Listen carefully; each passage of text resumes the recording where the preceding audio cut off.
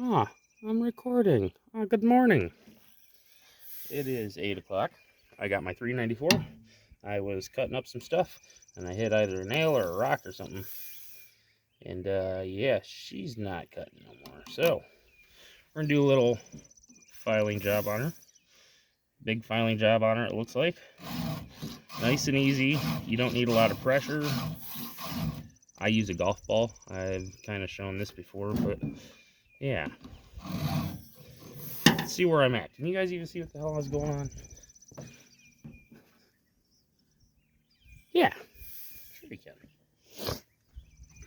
Anyways, today's a good day for this. Nice even pressure. You get through the harder stuff, and then you can lighten up on your pressure. There you go. You just wait for that little burr to pop up, or it looking like it's getting thin. Sometimes you'll have a tooth bent over, and I like to do this. Bucking Billy Ray, he's the one that kind of does that, and it works pretty good when you're working with teeth that are like fighting you. There's another thing. I'm using a Valorb, and it seems to be a pretty fine tooth, like a finishing tooth, a touch-up tooth, unlike the Husqvarna ones, which are super aggressive. Those would be a lot better for what I'm doing. I'm gonna go get a different file. I got some preferreds that are pretty nice. All right, I'm back from outer space. It's like 15 minutes later. I don't remember where I was at. Anyways, I got a new file. It's a little bit more aggressive than my other one because my teeth are pretty bad. I like to use the golf ball. Allows me to put more force forward for when it snags, and allows me to spin it as I go, which helps relieve the file of the chips. I also tap it every once in a while. I don't know if you guys notice that. And then it does get kind of clogged up sometimes, so I'll clean it out with my hand. But anyways, the way I like to start it is nice and light, because sometimes I'm like way off and it won't go. Or I'm way off this way, too far this way. You got to start out and you got to find that sweet spot where it's nice and smooth and you don't got to put no pressure into it. That's where you start filing. And then if your teeth are hardened, you do that once or twice. Oh yeah, she's filing now. You can hear it. It gets all deep. Pretty sharp tooth. See how it just got super easy? I'm in the sweet spot. And then you can feel and hear when the whole file is grabbing the entirety of the tooth. That's when you know you're either done touching it up, in my opinion, or you're just getting to where it's starting to be sharp if your teeth are really bad. Because the way I do it is with hitting a nail or a rock, I got to file past most of the damage. So you're looking for that little peel.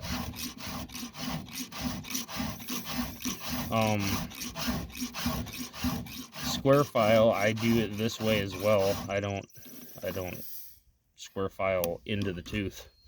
I do it one-handed. It's good to start off two-handed, but I feel like the tooth moves around too much, and I don't have as much control.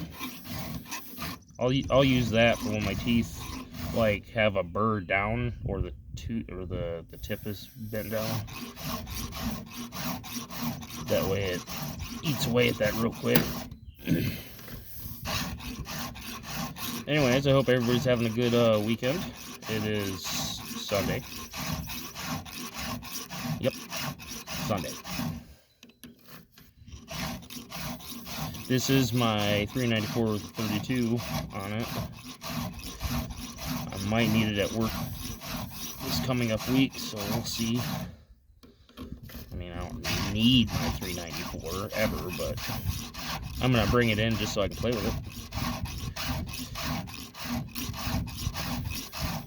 So, once you find that sweet spot, you're going to want to line up pretty close to with that line that they offer you. You don't have to. You can make it a little more aggressive or less aggressive. It all depends on what you like to cut with, but that line is a really good reference line to stick with because it's about 25, 28 degrees, 25, 30 degrees maybe. I don't know, but if you go with that line, it'll cut quite nicely. And my rakers were so low, I put them at 35 thousandths last time that it was having a hard time going through hardwood, so I'm not going to touch those this time around. And I've got no pressure on my back swing, my back grind, nice and light, or else it would make the file go dull really, really fast. Another thing is, I always file on my truck tailgate because I'm short, and it's like the perfect height. And because I'm short, I can't sit behind the saw like other people do. My arms aren't long enough. So I got to sit on top of the saw when I'm filing it. Which is alright. I mean, I got more control over the saw in my opinion, but I don't really get to use my chest or both hands because it's kind of a pain in the ass. So I've learned how to file ambidextrously, meaning both hands pretty fairly equally. Not completely, but I think my left hand files better than my right hand. Yep. So I got some go-kart stuff coming in. I know it's not chainsaw related, but fix up some go-karts so we can ride them around on my property. At work, I've been using my big 350 with the 24-inch bar a lot. Doing a lot of storm damage. It sucks. Pretty sore. Pretty sore. I got somebody here. I'll be back with you guys later. And once again, I'm back. I don't remember what I was talking about again because it's been like 15-20 minutes. That's alright. I had a little project I had to finish up this morning and deliver, and he decided to come and get it instead. This tube is being a mofo.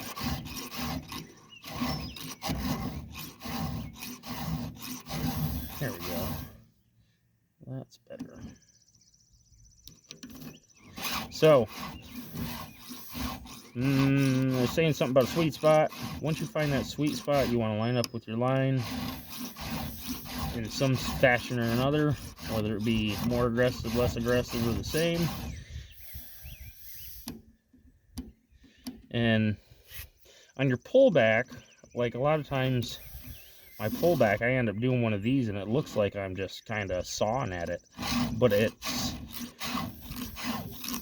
always ends up straight, so I don't know. I don't have the rounded tooth problem.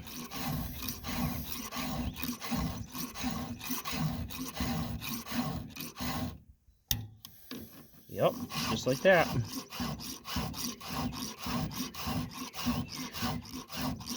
One thing that always helps is making sure your chain is nice and tight. I don't over tighten it because I don't want to ruin anything, so I just hold the chain. I mean, you learn how to do it with both hands anyways, or single-handedly with both hands anyways, so it really shouldn't matter, right? See how that tooth's moving a whole lot? I just put my finger there, it quits moving as much. Ooh, this is the last one. I can switch hands. Switch hands.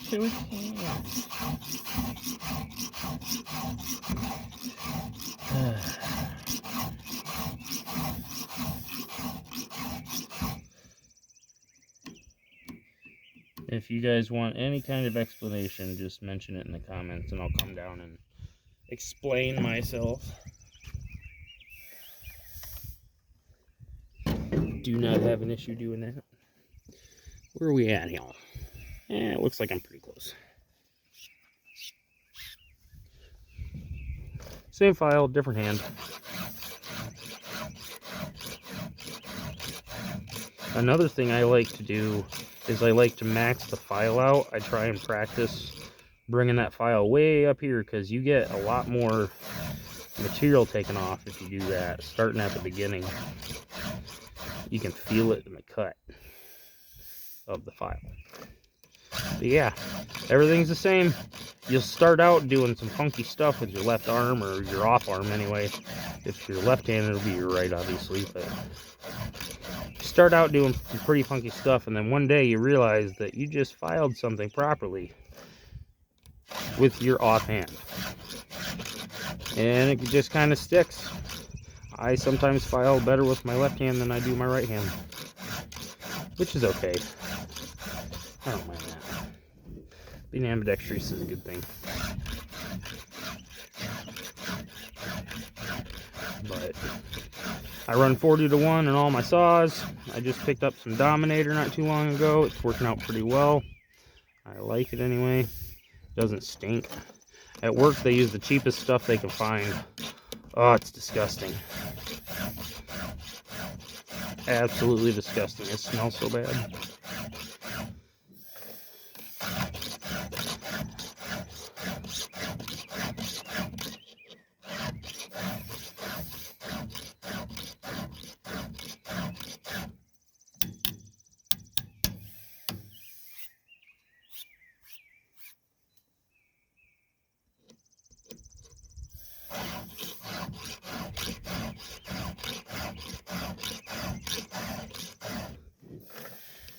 Heck yeah, man. I'm not very good at talking to nobody. I don't have anybody to have a response or rebuttal to, and I'm not very good at making the content, I suppose.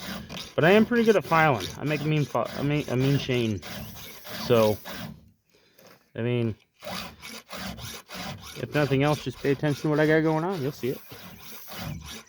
Oh, I wonder if I was blocking you guys. That's crazy. Yeah, I'll find out later. Ooh, it's grabbing now.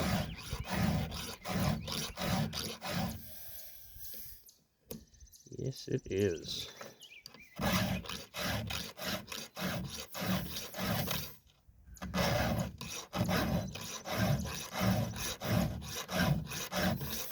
Yeah, these teeth got hardened a little bit from not realizing it was dull in the cut. It happens. So, get that trick going on.